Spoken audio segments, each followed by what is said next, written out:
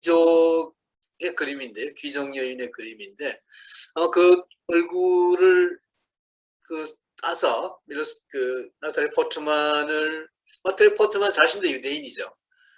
그래서 유대인 여성의 어떤 핍박이라고 하는 상황을 이제 중심으로 이 고야 유령이라는 영화가 만들어졌는데요.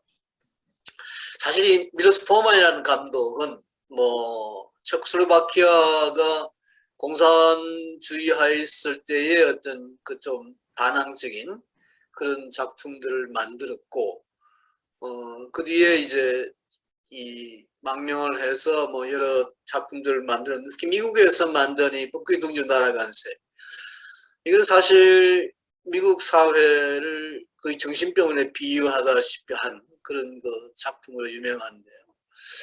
이 밀로스 포만은 공산주의 사회였던 또는 자본주의 사회였던 그런 어떤 자유를 박탈당한 사람들의 고통을 이야기한 감독으로 유명합니다만, 아마데우스도 마찬가지였고, 특히 고야 유령에서도 그런 측면이 강하다고 저는 생각을 합니다. 그래서 제가 상당히 좋아하는 작품인데요.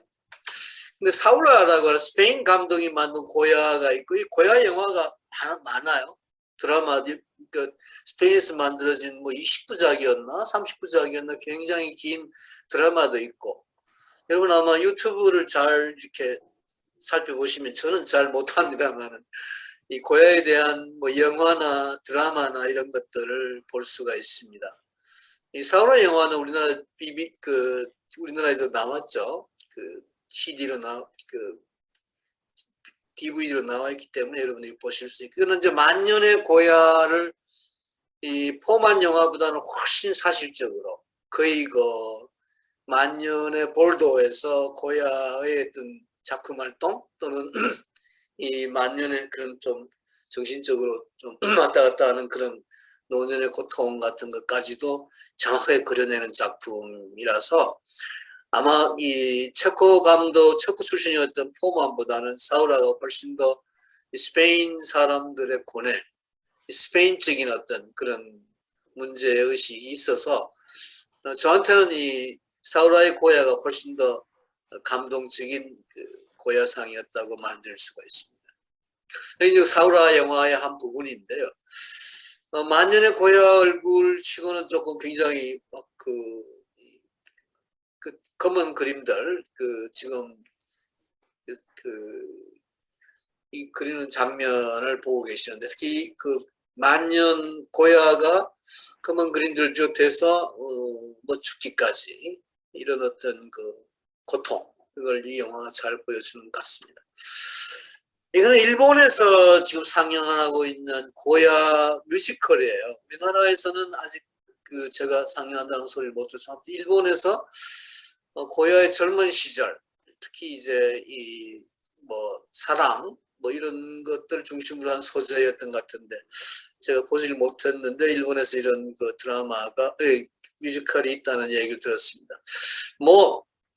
여러 나라에서 고야의 이야기가 영화나 드라마나 뮤지컬이나 또는 만화나 애니메이션이나 이렇게 만들어지는 건데 보면, 고야의 삶 자체도 상당히 어떤 드라마틱한 부분이 있고, 또 그림들도 그렇게 어떤 좀 이렇게 변전무쌍한 그런 모습을 보여주기 때문에, 빈센트 반 고흐하고 마찬가지로 어떤 이야기의 스토리텔링의 어떤 소재가 되고 있지 않는가라는 느낌을 갖습니다. 고야의 생애도 그렇듯이 여러분 굉장히 좀 변화무쌍하죠. 이 지금 제일 초기의 초상화와 제일 만년의 초상화를 보고 계시는데요. 1746년에 태어나 1868년에 죽습니다만, 아주 눈매, 고요호의 그림, 반고호의 그림에서도 눈매라는 게 살아 있습니다만, 젊은 시절이나 늙은 시절이나 늙은 시기나 그는 무려 한 45년 시차를 두고 있는 두 초상화인데요. 물론 좀 변화는 있습니다. 밑에는 이 프라드 미술관에 있는 이 고야의 동상입니다. 프라드 미술관에는 이 뭐 동서남북 문마다 이 고야라든가 벨라스케라스라든가 스페인을 대표하는 화가들의 동상이 있는데, 이게 이거는 옆에 있는 이 지금 팔레트를 들고 그림을 그리려고 하는 이 고야 동상은 고향에 있는 동상입니다. 뭐 스페인의 여러 군데의 이 동상들을 봤습니다. 고야의 동상. 뭐 우리나라는 화가들의 동상을 저는 본 적은 없습니다만, 뭐 유럽에는 정치인들의 동상, 뭐 장군들, 이순신 장군이나 이런 사람들 같은 그런 사람들의 동상도 없잖아 있지만, 이 화가나 시인들의 동상이 훨씬 더 많다는 느낌을 저는 받는데요. 우리나라에도 뭐 이중섭 동상이나 또는 박수건 동상이 언젠가 세워지리라 고 기대를 해봅니다. 웃자고 한 소리인데, 이 만년의 고야를 그린, 이제 고야 초상, 자신의 자화상은 아니고요, 고야의 후배 화가 그린 그 고야의 초상입니다. 그러니까 제일 그 당시로서는 좀 그 고야의 모습을 잘 보여주는 실제 모습 그대로인 것 같습니다. 이 그림은 고야의 그 판화 중에 거의 가장 마지막에 그린 그림인데, 나는 배운다 또는 나는 지금도 배운다라는 제목의 그림입니다. 이 고야라는 사람이 제가 생각하기에는 대단히 학구적인 사람이었어요. 뭐 애칭이 동판도 그렇고, 뭐 회화 기법도 그렇고, 또는 사상적으로도 뭐 그 당시에 어떤 계몽주의 사상으로부터 시작해서 이 변화하는 한 7, 80년 이 나이 동안에 스페인을 중심으로 물론 프랑스나 이런 쪽의 선진 사상까지도 이 고야가 화가이면서도 대단히 그런 철학이나 문학이나 이런 쪽의 사람들하고도 친교를 맺었었고, 책도 많이 읽었고, 고호 편지가 여러분들 아마 굉장히 감동적인 고호 편지가 남아 있습니다. 고야 편지도 대단히 그런 점에서 좀 가끔 고야 고호 같은 고돌림이라고 이렇게 농담을 하기도 합니다만은, 이 고야는 굉장히 학구적인, 말하자면 배우는 것을 중시한 그런 화가였던 것으로 저는 알고 있습니다. 그래서 제가 이 판화를 난 아직도 배운다라고 하니, 그러니까 늙어서 다 지팡이를 짚고 있는 이 가장 마지막 판화가 제일 전 좋아합니다. 고야의 고향 집입니다. 지금 뭐 3층 집처럼 보이는 사실은 2층 집 정도고, 뭐 2층 집도 아니죠. 뭐 거의 뭐 한층 집이라고 볼 수가 있습니다. 여러분, 스페인 집은 대체로 뭐 이렇게 내정이 있고, 그래서 좀 우리가 보통 아는 그런 이 지금 고야의 집은 바로 이게 현관이 있어가지고 이 안에 지금 거의 뭐 이 한층 정도의 뭐 원룸 정도의 크기, 굉장히 작은 규모로 지금 고야 미술관, 뭐 미술관의 표현 저러네, 기념관 정도가 이제 가격수 사용되고 있는데, 푸엔토토스라고 하는 거 인구가 한 뭐 몇천 명도 안 됩니다. 지금은 뭐 한 7, 800명? 대단히 그 당시 옛날 18세기 말에 고야가 태어날 1746년만 하더라도 훨씬 더 인구가 작았겠죠. 뭐 그런 지금 가난한 집안에서 태어났다고.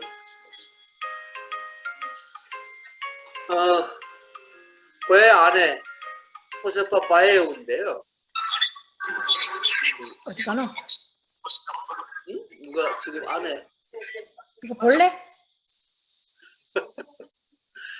1773년에 결혼을 합니다. 아까 보시다시피 46년생인, 46, 알았다. 46년생이니까,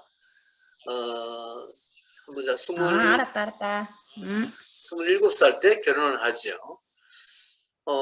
거의 같은 나이인데 이제 친구 여동생이었어요. 그래서 친구가 좀 이 고야보다 훨씬 더 좀 이름난 그런 화가였기 때문에 이 친구를 통해서 좀 화가를 출세하고자 하는 그런 좀 욕심도 있고 해서 결혼한 약간은 정략개론이라고 할 수 있는 그래서 이 초상이 지금 남아 있는데 딱 한 점 남아 있습니다. 근데 1812년에 사망을 했어요. 좀 고야보다 훨씬 일찍 죽죠. 근데 이 부인 이 그림 말고는 이런 동파나 정도가 남아 있을 정도로 부인을 거의 그리지 않습니다. 뭐 이 고야가 렘브란트를 참 좋아했는데 렘브란트는 아내의 사진을 많이 남겼죠. 근데 고야는 아내 그림을 거의 그리지 않고 또 편지를 봐도 아내에 대한 이야기는 거의 없습니다. 그래서 좀 이 아내와의 사이가 좀 별로 그렇게 좋지 않았는 게 아닌가라는 생각이 들 정도인데, 근데 고야 그러니까 마에우가 1812년에 죽고 난 뒤에 이 자기 집 가정부였던 여자하고 이제 만년에 보내죠. 데스데모나인가 뭐 하는, 데스데모나 아니고 무슨 이름이 좀 특이한데, 이 여자가 그 검은 그림 마지막 그 그림에 이렇게 나타나고 있습니다. 아무튼 뭐 고야 그림에서는 이 자기가 친한 아내나 애인의 그림은 별로 그렇게 그려지지 않아요. 자, 1777년부터 이제 타피스트리를 그리기 시작하는데요. 타피스트리라면 여러분 아시다시피 이 뭐 벽걸이의 밑그림입니다. 이 당시에 스페인에서 이 타피스트리 산업이 대단히 융성했고, 그래서 화가들이 그 타피스트리를 만들기 위한 밑그림을 그려주는 작업. 고야가 초기에 그런 작업을 했죠. 그러니까 좀 뭐 이 시골에서 와서 마드리드에 와가지고 이제 뭐 그 아카데미 시험을 두 번인가 떨어지고, 뭐 또 돌이 없어서 뭐 그 당시 유행처럼 이탈리아 유학을 한 3년 좀 갔다 와서 뭐 친구 여동생, 화가인 친구 여동생과 결혼도 하고 했는데 그다지 뭐 이 그림으로 이름을 날리지 못했어요. 그래서 뭐 좀 이 주변 화가로서는 좀 주변적인 그런 어떤 직업이라고 할 수 있는 타피스트리를 이제 타피스트리 원 그림, 밑그림을 그리는 작업을 하는데, 뭐 타피스트리라는 게 결국 이제 사람들에게 팔리는 그런 벽걸이 장식용이기 때문에 당연히 그림은 밝을 수밖에 없었겠죠. 이 그림은 뭐 여러 가지로 해석이 되기도 합니다. 뭐 뒤에 벽이 있고 뭐 이 남자가 그 양산을 씌워주고 있는 그림인데, 뭐 페미니즘 쪽에서 요새 해석하는 경향도 여러 가지 해석이 있습니다. 아무튼 이 그림을 위시해서 타피스트리 그림들 몇 점 쭉 그리게 돼요. 동시에 이 고야 그림의 좀 뭐랄까요, 그 초기부터 이런 좀 어두운 그림들, 그러니까 초기에는 마치 그 고야에 대한 고야 평전을 보게 되면 초기에는 뭐 이런 그 타피스트리 원화를 그릴 때는 그냥 출세요. 어떤 막 그 유명해지고 싶은 그런 그 욕구에만 불탄 젊은이로 보통 얘기를 하는데, 사실은 그 비슷한 시기에 이런 판화도 그리고 있는 걸 보면 고야의 어떤 사회의식이라고 하는 것은 상당히 일찍부터 잦던 것이 아닌가라고 생각이 됩니다. 초기 그 성당에 그린 이 십자가 위에 그리스도라고 하는 그림, 뭐 전통적인 그림이라고 할 수 있겠죠. 그다지 특이하게 고야의 개성이 살아있다고 볼 수가 없는데, 뭐 이런 종교화들을 이제 초기에는 그렸습니다. 당시에 거의 뭐 가장 중요한 영역이 종교화였으니까요. 그러다가 이제 이 궁정화가로 이제 입신을 하면서 1983년이니까 거의 이제 한 40대, 30대 후반 들어왔었는데, 이 플로리다 블랑카라고 하는 이 귀족, 이 백작입니다만, 이 사람이 그 당시에 뭐 굉장히 좀 실권자였어요. 이 사람 초상을 그려주고 하면서 조금 이제 두각을 나타내기 시작하는데, 이 플로리다 블랑카의 그 전신상이 있고 그 뒤에 앞에 이 고야 자신의 좀 어둡게 채색이 되어 있습니다만 초상이 그려져 있죠. 그러니까 뭔가 좀 이런 그 당시에 어떤 계몽적인 어떤 지식인 권력자들, 그 뒤에 있는 건 왕입니다만, 그 당시. 그런 사람들에게 자신이 조금 이렇게 자기를 좀 키가 낮게 그렸긴 했지만, 아무튼 그런 동료의식 같은 것을 구현한 그런 그림이었다고 말씀드릴 수가 있겠습니다. 그러나 역시 뭐 아직까지 고야의 개성이 살아있다고 볼 수 없는 전통적인 그런 프랑스에서 건너온 신고전주의적인 어떤 화풍으로 그린 그림이라고 할 수 있겠습니다. 그 당시에 이제 그리는 초상들이 뭐 자기 자화상, 고야도 그만큼 자화상을 많이 남기는데요. 뭐 고야는 방고는 뭐 사실 모델이 없어서 자기 자화상을 그렸다고 해도 좋을 정도지만 고야는 그렇진 않죠. 근데 이 고야의 이 초상들은 방고 초상과 좀 달리 굉장히 좀 어떤 자신의 어떤 의지라고 할까요? 어떤 그 성향이라고 할까요? 이런 걸 반영하는. 예를 들어 이 그림, 밑에 그림 같은 경우에는 안경을 쓴, 고야의 다른 그림에는 안경을 쓴 초상이 잘 보이지 않습니다만, 그 당시에 어떤 계몽주의자들, 이 왕정에 대해서 조금 저항하면서 이 계몽주의, 프랑스에서 건너온 계몽주의 사상이 이제 이 18세기 말 19세기 초에 유럽에 이제 유행을 하고, 스페인에도 당연히, 스페인이 그 당시 뭐 이 굉장히 후진적인 그런 그 곳이었습니다만은, 벌써 이 1789년 프랑스 대혁명 이후에 그려지는 이 고야의 초상화를 보게 되면, 자화상을 보게 되면 그런 어떤 계몽적인 화가로서의 자기를 드러내는 그런 그 모습을 보여주고 있고, 특히 1795년에 그린 이 그림은 뭐 누구나 아시다시피 베토벤의 초상을 연상하게 하죠. 베토벤도 뭐 여러분 아시다시피 계몽주의의 어떤 그 사상을 그 받아서 나중에 이 나폴레옹이 황제로 등극할 때에 자신의 영웅 교향곡을 원래는 그 보나파르트 황제 나폴레옹에게 바치려 했다가 영웅이라고 바꾸지 않습니까?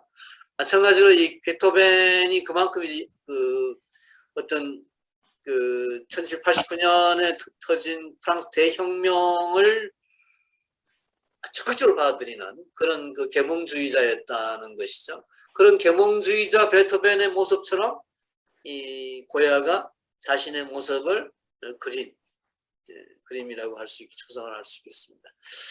이 1792년에 큰 이제 그 고야의 위기가 찾아옵니다. 이 청각과 상실이죠.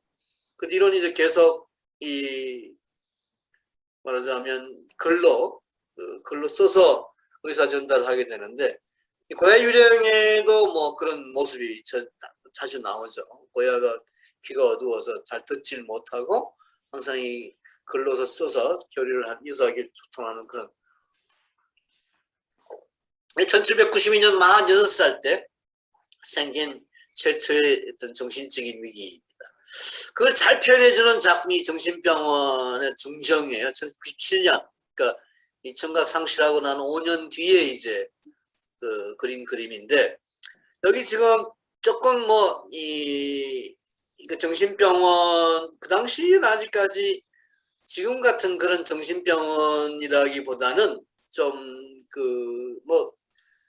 여러분 아마 미셸 푸코의 책을 보셔서 아시겠습니다만, 아직까지는 완전한 감금된 그런 정신병원이 아니고 그냥 사람들을 이제 모아서 수용하는 정도, 뭐 이런 그 시설이었습니다.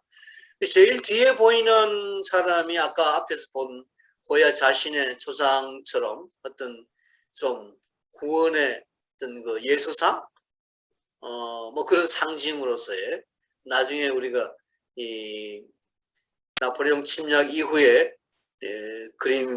침략 전쟁을 그린 작품에서 이런 모습을 볼 수가 있습니다만은, 여기 뭐 하나하나 좀 그 인물들의 그 묘사가 아주 뚜렷 개성적으로 그려져 있습니다만, 뭐 그렇게 다 설명드릴 시간은 없네요. 1997년에서 8년 사이에 이제 로스 카프리초스라고 하는 뭐 변덕이라고 보통 변덕이 되기도 하고 뭐 하나의 뭐 이 변덕들이라고 요새 우리나라에서 또 번역하기도 합니다만은 뭐 변덕 좀 뭐 그런 제목에 특별한 의미는 없는 제목입니다만은 여기에 이제 고야 자신의 모습도 제일 처음에 나오는 그림인데요. 이 그림도 그런 고야, 그러니까 계몽주의로서의 고야, 어떤 지식인 화가로서의 고야, 라는 어떤 그 모습, 이런 것이 여기에 지금 나타나고 있습니다. 그러니까 그 당시 어떤 그 프랑스 사람들의 파리잔을 이제 말하자면 좀 모방을 해서 그 사람들이 그 하여튼 그 모자, 좀 그 모던한 의미의 그런 그 모자를 쓴 고야, 좀 굉장히 좀 지적인 고야 자신을 그린 그림이 이 로스 카프리초스의 첫 그림입니다. 여기에 많은 이제 판화들이 나오는데 대체로 아직까지는 뭐 뒤에 그리는 이제 전쟁의 참화와 같은 그런 것보다는 이 초기 작품 로스 카프리초스에서는 주로 이 풍자, 특히 그 여성들의 어떤 결혼관, 그 당시에 굉장히 좀 타락했다고 할까요? 뭐 말하자면 집안 간에 뭐 이런 거의 물물교환하다시피 하는 그런 결혼 풍습에 대한 어떤 풍자, 귀족 사회에 대한 풍자, 뭐 이런 것들이 이 작품에서 볼 수 있는 그림, 풍자 그림들입니다. 이건 그 당시 이제 이 성직자들에 대한 풍자라고 할 수가 있죠. 뭐 성직자들이 숯불망을 웃으면서 뜨겁다라고 하는 그 표정을 짓고 있는데요. 마찬가지로 이 성직자들, 지식인들, 뭐 이 사람들이 이 어떤 그 민중들을 착취하는 그런 어떤 모습을 풍자한 그림들이고요. 이 마녀재판, 이 재판의 전경은 그 고야 유령에도 나오죠.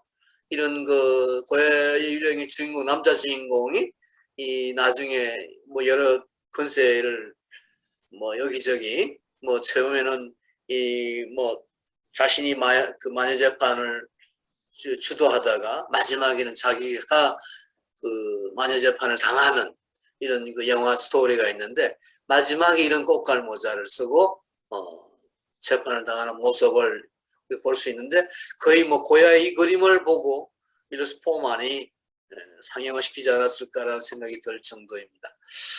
이 로스 카프리초스의 가장 대표적인 작품 이 작품이죠. 이성이 잠들면 괴물이 나타난다.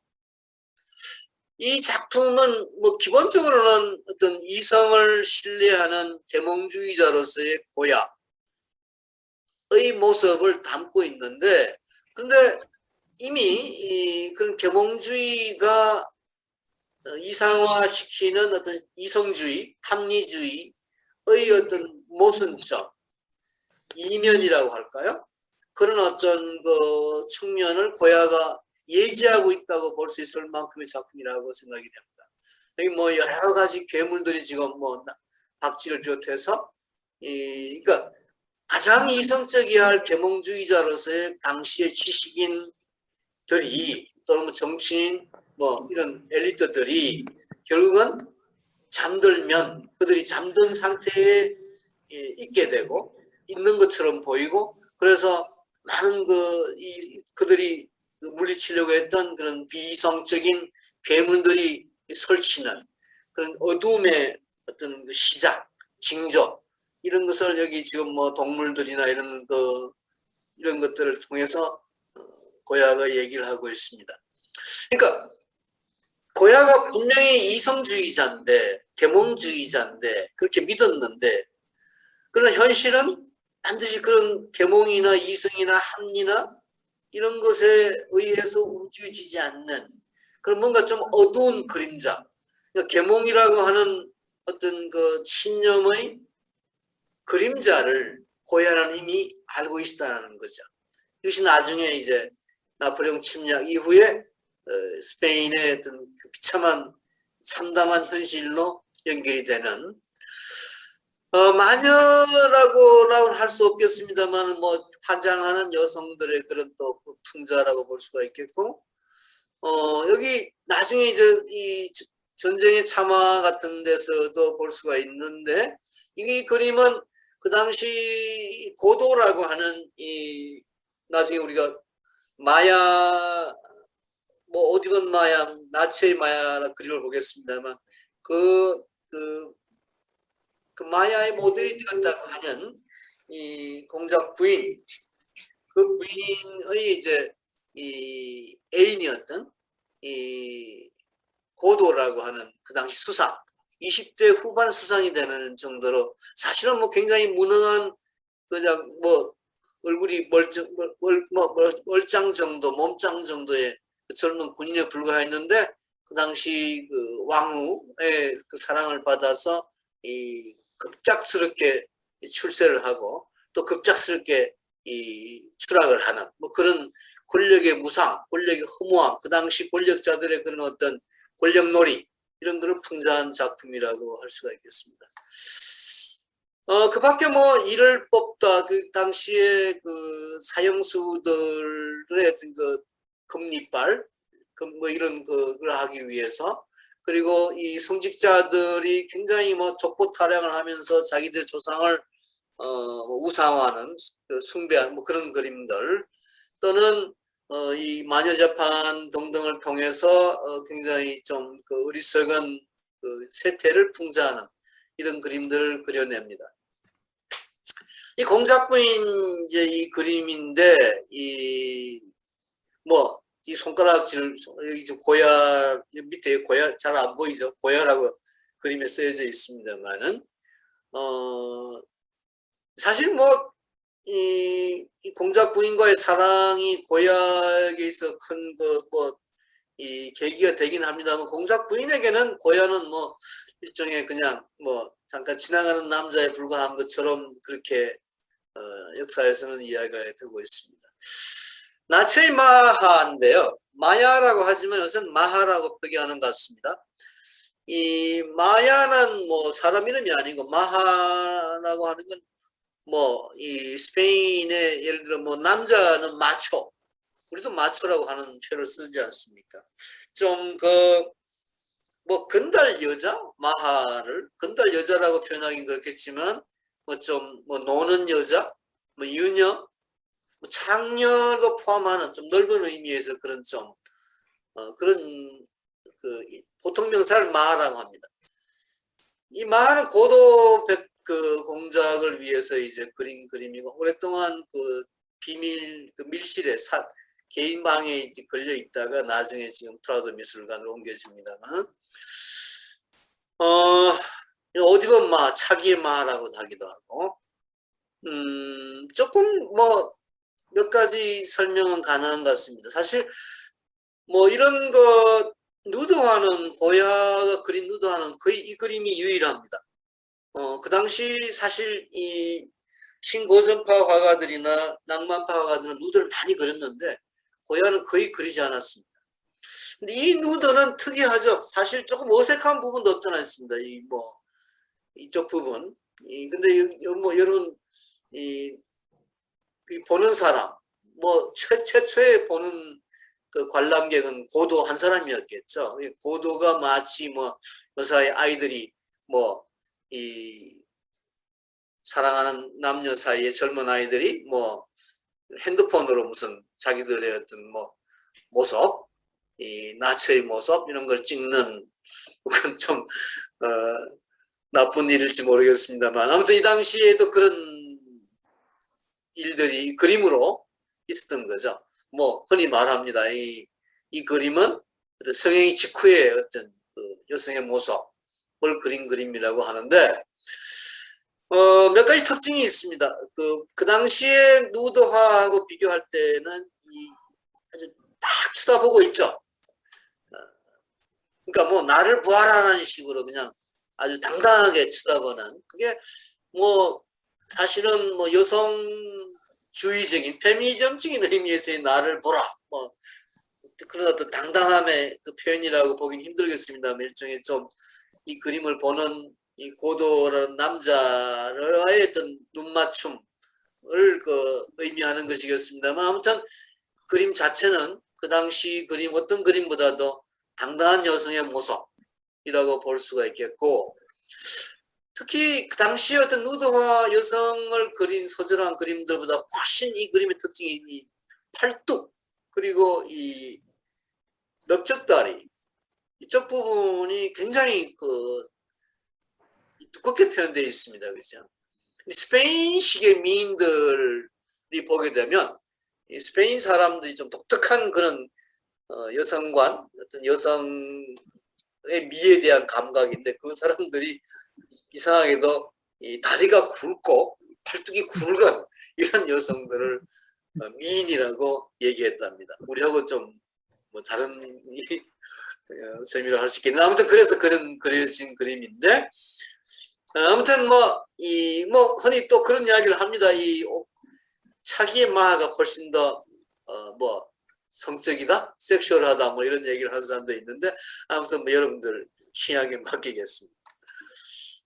이 왕비를 그린 그림이죠. 뒤에 보겠습니다만, 이 왕비, 여기 지금 자세히는 보이지 않습니다만, 굉장히 좀 이 추한 왕비 모습. 이 모습을, 이 그림을 그린 고야가 이 그림을 이제 공개를 할 무렵에 왕비가 들어와서 보고, 왕하고 왕비가 들어와서 보고 막 화를 내면서 나가는 그 장면이 고야 유령에 나오는데, 그건 이제 사실이죠.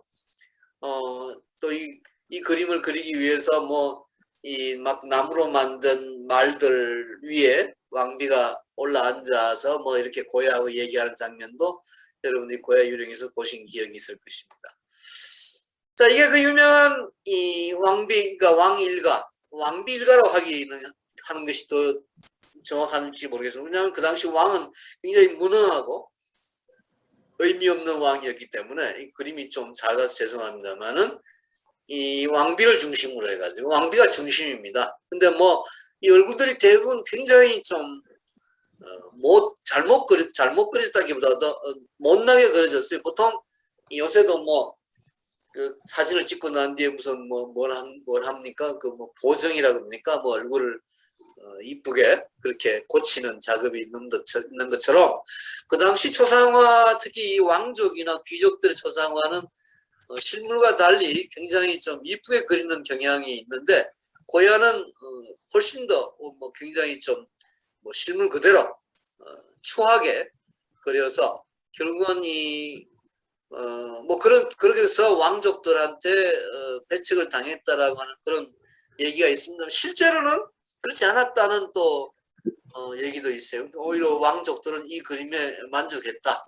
또 앞에 그 왕비 그림도, 말탄 왕비 그림도 오히려 왕비가 고야의 유령에서나 이런 데서는 좀 대단히 분노하겠다라고 그렇게 표현되어 있으면 만족했다라는 식으로 얘기하는 사람도 있는 것 같습니다.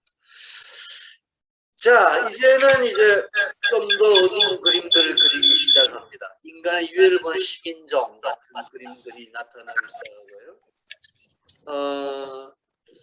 1812년에 연애 편지, 자기 애인을 그린 모델을 했다라고 얘기를 하는데, 또 비슷한 그림이 고야 유령에도 잠깐 나오죠. 대장간 그림 같은 거. 그 당시 고야가 점점 더 이 계몽 후기에 들어가게 되면, 19세기에 들어가게 되면 이런 노동화 이런 것도 그리게 되고, 노동자들을 중심으로 한 이런 그림을 그린 점에서도 고야가 대단히 선구적인 그런 좀 그 당시에 서민들 또는 노동자들 자신과 같은 신분들의 어떤 출신 성분의 사람들을 그림을 그리기 시작을 합니다. 1810년에서 15년 사이에 이제 전쟁의 참화를 그리는데, 이제 곧 닥쳐올 사태에 대한 슬픈 예감이라고 하는 그림으로 1번 그림이 시작이 됩니다. 여기 그림들을 여러분 쭉 보시겠습니다만은, 전쟁의 참화의 작품들, 이제 프랑스 군인이 이 스페인 시민들을 이제 학살하는 장면이죠. 이거에서 하는 짓인가.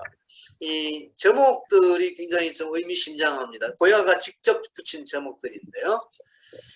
자, 이 그림은 이제 뭐 스페인군에 의해 가지고 이제 나폴레옹 군대가 침략을 해서 이 스페인 시민들을 이제 학살한 장면들인데, 분명히 이제 그 뭡니까 뭐 이 1812년의 그림에서 나오다시피 프랑스 군인을 하는 입장입니다만은 이게 3번 그림에 오게 되면 이제 스페인 시민이 스페인 민중이 프랑스 군인을 이제 또 이렇게 도끼로 찍어 죽이는 장면이 나옵니다. 그러니까 이 고야의 파나에서는 그러니까 스페인 자기 나라인 스페인에 나폴레옹 군대가 쳐들어와서 결국 이제 시민을 학살하고 하는데 고야는 자신이 복원되는 뭐 침략군인 프랑스 군대나 그들에게 죽임을 당하거나 그들을 죽이는 스페인 민중이나 뭐 크게 구별될 게 없는 그런 전쟁 그 자체의 어떤 이야기로 고야는 얘기를 합니다. 그러니까 가해자와 피해자라고 하는 게 뭐 어떤 나라 프랑스가 가해자고 스페인이 가해자 피해자다라는 식의 어떤 그런 개념은 고야에게 그다지 명백하게 존재하지는 않는 것 같습니다.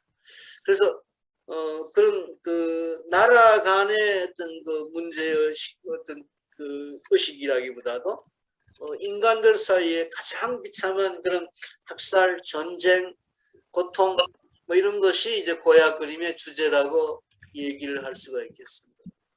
마찬가지로 그런 그림들인데요. 특히 스페인 여성들에 의한 그 당시 그 스페인 민중들이 그 저항하는 것, 특히 여성들의 저항이 굉장히 그 강했다고들 표현을 합니다. 특히 그 당시 그 어떤 여성 민중이 대포를 가지고 적군에게 하는 얼마나 용감한가. 뭐 다 이런 스페인 민중들에 대한 찬양이긴 하지만 또 이런 강간당하는 장면 뭐 참아보고 있을 수가 없다. 뭐 이리하여 구원은 없다. 다 뭐 프랑스 군인을 그 비난하는 이런 여기서도 마찬가지다. 뭐 이런 그림들이 나오는가 하면 또 스페인 사람들에 의한 또 프랑스 군인들의 어떤 학살도 그림에 나온다는 이야기입니다. 이 마찬가지로 이 스페인 민중들, 여성들이 당하는 장면이고, 이 시체학이다라고 하는 이 그림은 뭐 시체가 걸려 있는 이런 그림, 이런 판화입니다. 뭐 이 시체에 대해서 무슨 마녀인가? 나중에 이 그림들이 현대적으로 다시 재해석되는, 재표현되는 그림들이 뒤에 나중에 보시겠습니다만은 역시 스페인 민중이 이제 프랑스 사람들 죽이는, 프랑스 군인들을 죽이는 똑같은 짓이라는 제목의 그림입니다. 여성이 이제 아이를 안고 데리고 가는데 남편이 이제 붙잡혀가는 뭐 그런 이것을 나는 보았다. 이 그림은 이제 어떤 그 마지막 거의 마지막 부분의 그림인데요. 이것은 뭐 진리의 어떤 부활을 보여주는 그림이라고. 진리는 부활할까? 어떤 그 희망을 얘기하는 작품이라고 할 수 있겠는데. 이 1812년의 거인이라고 하는 작품에 대해서도 이 거인이 이 침략군 프랑스군을 말하는가 아니면은 이 스페인 시민들을 구원할 어떤 그 민중의 선지자, 예언자, 지도자로서의 어떤 거인을 그린 것인가 여러 가지 해석이 있습니다만은 아무튼 뭐 그 당시에 스페인 사람들이 어떤 그 전쟁에 참아 프랑스군 침략의 결과로 이제 유랑하게 되는 그런 그림들이라고 할 수가 있습니다. 1814년에 그린 그림인데요. 이게 1814년에 그린 그림입니다만은 내용은 이제 1802년에 스페인군의 침략, 스페인의 나폴레옹 군대가 침략한 그 이야기를 그린 그림이죠. 뭐 몇 년이 지난 뒤에 그린 그림입니다만은 지금 여기 이 군인들은 사실 프랑스 군인들이라기보다도 맘브루크라고 하는 그 이집트의 어떤 그 군인들입니다. 그러니까 이 스페인을 침략하기 전에 나폴레옹이 먼저 이집트를 침략을 했는데 그 이집트에서 징용한 어떤 가장 그 좀 무자비한 그런 원주민 군인들이 스페인에 침략을 했을 때에 선봉장으로 그 학살에 가담을 했는데 그때 이제 스페인 민중들이 이제 저항을 했다는 이야기죠. 그래서 그 다음날 이 프랑스 군인들이 이제 스페인 사람들을 학살하는 그런 그 장면입니다. 여러분 여기 그림에서도 무슨 좀 예수 그리스도 같은 이런 모습을 볼 수가 있고 나중에 이 그림이 이제 피카소에 의해서 조선의 학살, 코리아의 학살로 이제 다시 재해석됩니다만은 여기 지금 뒤에 그려져 있는 그 교회 원경은 지금도 그대로 남아 있는 스페인의 고액 종례입니다. 보시다시피 이런 그런 그림들이고요. 근데 이 그림에서도 사실은 여기 뭐 여러 또 사람들의 모습이 보이는데 군인들의 모습입니다. 정신병원 그림을 이 정신병이라는 주제를 고야가 많이 그려요. 이 1814년에서 그린 그림들이고 정어리 매장 이것도 역시 좀 이 민중들의 카니발을 표현한 것인데 굉장히 좀 상징적인 의미가 담겨서 그린다고 할 수가 있어요. 만년에 이제 이 투파나를 그리게 됩니다. 고야가 이 볼도에 이제 망명을 해서 그리는 그림들 이건 좀 그 당시에 새로운 애칭 기법을 배워서 고야가 아까 나는 배운다라고 하는 그림에서 설명을 했습니다. 학구적으로 그린 그림들입니다. 그리고 역시 만년에 이런 그 성직자를 풍자하는 그 당시 성직자의 어떤 부패 이런 걸 상징하는 그림들이고 그리고 역시 뭐 마녀제판 같은 데서 했던 고문 참상을 그린 작품이고요. 앉아있는 거인 이것도 만년의 그림들인데요. 판화들입니다. 아리에타라고 하는 의사가 만년에 그 고야가 중병에 다시 걸렸을 때 자기를 치료한 의사인데 그 의사에게 바치기 위해서 그린 그 그림이고요.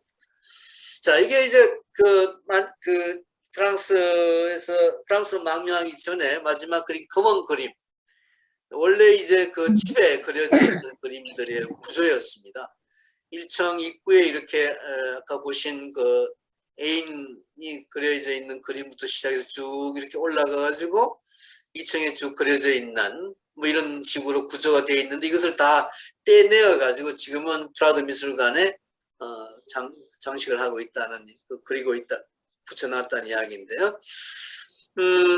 뭐, 자식을 먹는 그 사울루스, 이 잔혹한 그림인데,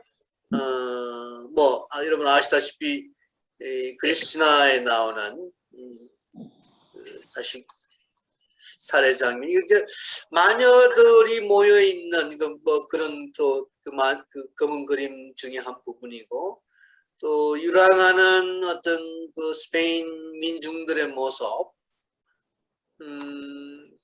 그리고 역시 또 그런 어떤 좀 유령 같은 이런 그 사람들의 떠가는 그런 모습, 그 모습 하나하나 대단히 이 만년의 고야가 그린 스페인 사람들의 모습은 아주 뭐라고 할까요?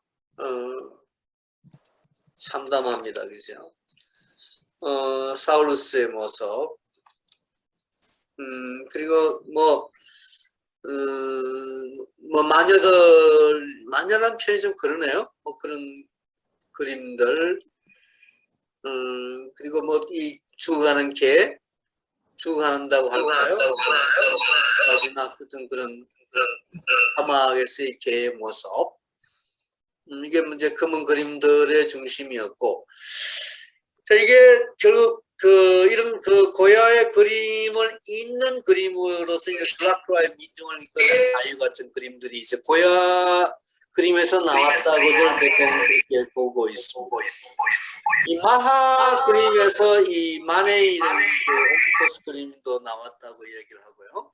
그런 영향이 이제 고야 그림이 이런 인상파 그림에도 영향을 미치고, 이것도 만의 그림이죠. 아까 보신 그 1800, 학살장, 1802년 학살 장면을 이 멕시코의 그 맥시밀리안 황제가 학살당하는, 살해당하는 그 장면으로 마야가 그린 그림이, 마네가 그린 그림이고요. 살바도르 달리가 그린 이 그림도 역시 고야로부터 어떤 힌트를 얻은 것이라고들 보통 얘기를 합니다. 그런 그 전쟁의 공포, 2차 세계대전의 공포를 이 살바도르 달리가 그린 그림. 2차 세계대전의 예조라고 할 수도 있겠고, 이것도 역시 뭐 지금 아마 서울에 이 전시가 되고 있습니다. 피카소 전시회에 한국의 학살이라고 하는 1951년 작품은 아까 고야의 그 학살 장면, 학살 그대로 따온 거라고 할 수가 있는데, 이 그림에 대해서는 뭐 여러 가지 뭐 이게 그 완전 꼭 미군을 얘기한다고 볼 수 있느냐라는 뭐 이야기도 있습니다만은, 아무튼 피카소는 이 당시에 미군이 이런 뭐 한국에 뭐 민간인 학살을 한 신문 보도를 보고 그렸다라고 그렇게 되어 있는 것 같습니다. 아무튼 뭐 그게 뭐 미군이든 뭐 북한군이든 관계없이 전쟁의 어떤 비참함을 그린 그림이라고 보면 되겠습니다. 아까 보신 고야의 판화 중에 나오는 장면을 첩환 형제라고 하는 현대 작가가 만든 이 조각, 뭐 조각이라고 할까요? 뭐 설치라고 할까요? 그 작품이라고 할 수 있습니다. 뭐 고야의 그림은 그 뒤에도 많이 뭐 재해석되고, 뭐 여러분들이 아는 그런 그 전쟁이나 뭐 고문이나 또 권력이나 이런 것에 고통당하는 인간의 모습, 그런 모습으로부터 뭐 또 자유를 추구하는 그런 어떤 그 정신을 추구한 그런 그림으로 여전히 우리에게 남아 있습니다. 제 얘기는 이 정도로 마치고요. 아무튼 고야가 대단히 학구적인 그 18세기 후반의 계몽주의 영향을 받아서 어떤 그 봉건 왕조로부터의 시민혁명, 프랑스 대혁명 같은 그런 시민혁명도 추구했던, 갈구했던 그런 그 자신이 아까 말씀드린 바와 같이 대단히 가난한 집 출신으로 젊어서는 뭐 출세를 위해서 굉장히 좀 뭐 귀족들 그림도 많이 그렸고, 궁정화가로 출세하고 난 뒤에는 뭐 또 그런 뭐 그 권력자들하고도 관련을 맺습니다만, 차차 특히 이제 프랑스군, 나폴레옹 군대가 침략을 해서 이 스페인 민중들을 학살하는 장면을 보고, 이런 계몽주의, 프랑스 계몽주의에 대한 회의, 또 근대적 이성에 대한 어떤 그런 불신, 이런 어떤 그 생각을 갖게 되고, 또 그런 것들을 이제 판화나 또는 그 그림들로 표현하는 과정에서 근대에 대한 회의, 그런 의미에서 오늘날 우리가 얘기하는 뭐 포스트 모던까지도 이 고야의 영향을 볼 수가 있고, 또 미술 사조 차원에서는 뭐 인상파나 또는 그 뒤에 표현파나 뭐 이런 뭐 슈레알리즘까지, 초현실주의에까지 고야의 영향이, 그래서 흔히들 이 근대회화를 시작한, 근대회화를 개척한 사람으로 고야를 우리가 이해할 수가 있고, 그렇게 또 위치 지을 수 있을 것 같습니다. 자, 이상으로 제 얘기를 마치겠습니다. 여러분 고맙습니다. 혹시 질문이 있으시면 뭐 좀 얘기를 더 해도 괜찮을 것 같습니다. 네, 시간이? 네, 참 좀 뒤늦게도 오시고 이렇게 해주셔서 감사해요. 사실은 오빠가 좀 많이 바쁘신데 제가 이렇게 기관에서 봉사하는 걸 오랫동안 지켜보시고 이런 부탁드리니까 이렇게 흔쾌히 해주셔서 제가 개인적으로 이 자리에 불러서 너무 감사드린다고 말씀드릴게요. 그리고 이렇게 궁금하신 거라든가 이런 거 편안하게 한번 질문하시거나 이런 거 하셨으면 좋겠어요. 그리고 이제 이제는 오디오랑 비디오 켜서 얼굴 보고 이제 이야기하면 좋겠어요. 그럴까? 네네. 그럼 어떻게 해야 돼? 아니, 우리는 괜찮은데, 괜찮고. 네. 뭐, 형편이 지금 안 좋으시면 반갑습니다. 몰라도, 만약에 가능하다면은, 이제 이렇게, 비디오 켜서, 서로 이야기할 수 있으면 좋겠어요. 네, 반갑습니다. 선생님 네, 반갑습니다. 네, 강의 잘 네. 들었습니다. 저 질문 하나 해도 될까요? 네네. 네, 우리가 보통 마하의 작품을 보면요. 그 이전에는 보통은 비너스가 그런 형태를 하고 있을 때의 그림들이었잖아요. 뭐 티치아노라든가. 네, 그런데 혹시 고야를 통해서 나타난 마하가 일반적인 인물로 등장한 비너스가 아닌 일반적인 인물로 등장하는 여성의 누드가 처음일까요? 그렇다고 볼 수 있겠죠. 그 전에 네. 그림들은 대부분 그야말로 그 비너스라는 전형화된 이유로.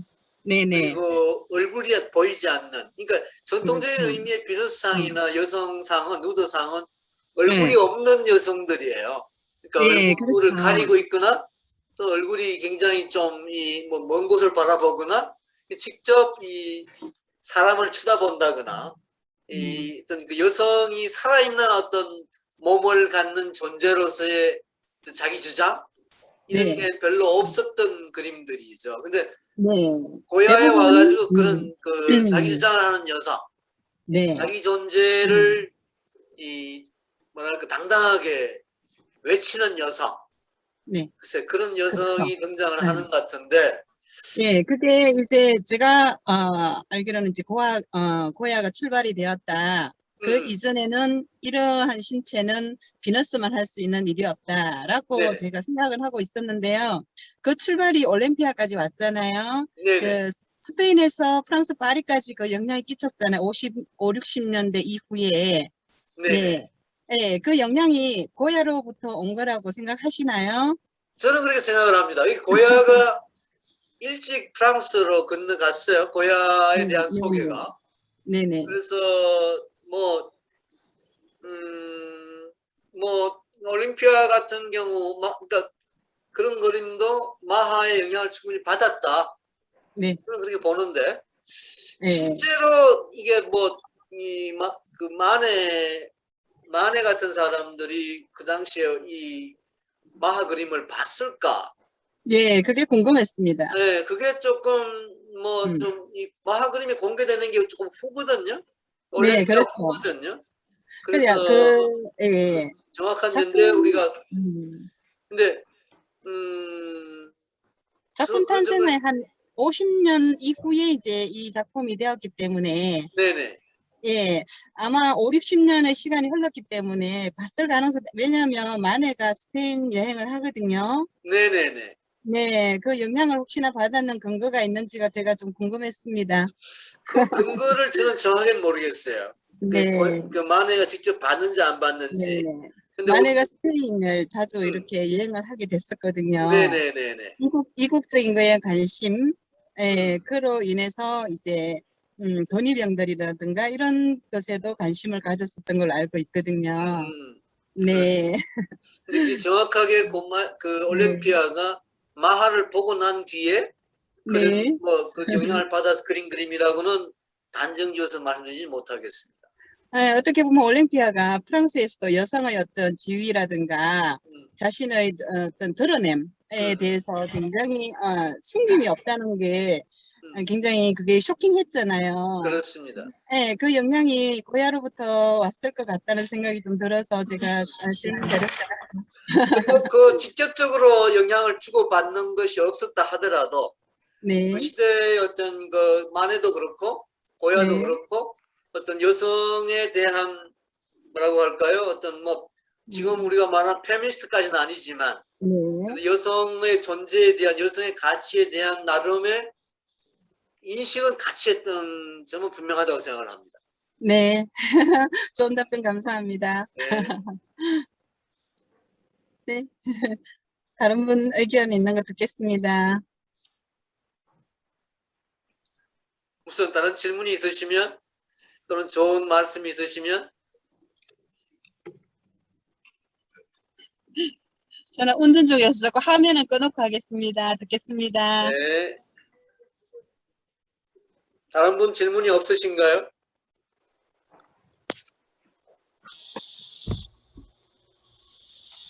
질문이라기보다도요. 네. 저기 그 로스 카프리초소에 되게 인상을 많이 받으신 것 같은데, 네네. 네, 그 중에서 가장 이제 교수님이 제일 좋아하시는 걸작이라고 생각하실 만한 작품이 뭐가 있을까요? 글쎄요, 뭐 이승이 잠들면 뭐 괴물이 설친다? 그건 워낙 유명한 작품이라서 아마도 우리가 흔히 고야를 얘기할 때 네. 이 어떤 그러니까 그러니까 근대적 의미의 이성주의나 계몽주의나 합리주의나 이런 것에 대한 회의, 그러니까 18세기, 17세기, 18세기, 19세기까지 어떤 근대라고 하는 것, 우리가 모던이라고 하는 것에 대해서 고야만큼 빨리 그 문제점을, 그 모더니즘의 문제점을 이른바 근대적인 어떤 합리나 이성이나 뭐 이런 거에 대한 어떤 그 고민을 드러낸 사람이 없거든요. 그래서 뭐 흔히 우리가 화가가 시대의 전이다 뭐 이렇게 얘기할 때에 앞서가는 사람이다. 그러니까 뭐 다 위대한 화가는 시대를 그러니까 훨씬 더 앞서서 먼 미래 비전을 돌아보는 볼 줄 아는 사람, 미래를 그릴 줄 아는 사람이 위대한 화가라고 얘기한다면 고야야말로 이 그런 18세기, 17, 18, 19세기까지의 서양에서 철저히 이성과 합리와 뭐 정신과 이런 논리와 이런 것으로 추구되었던 근대성, 모더니티에 대한 어떤 그 비판?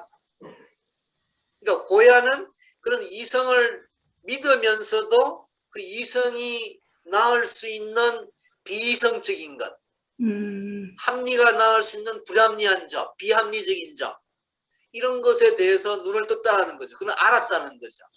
인간성이라는 게 그렇게 이성적이지도 않고 합리적이지도 않고 그렇게 뭐 모든 것을 그렇게 논리적으로 과학적으로 이지적으로 그렇게 해결하지 못한다.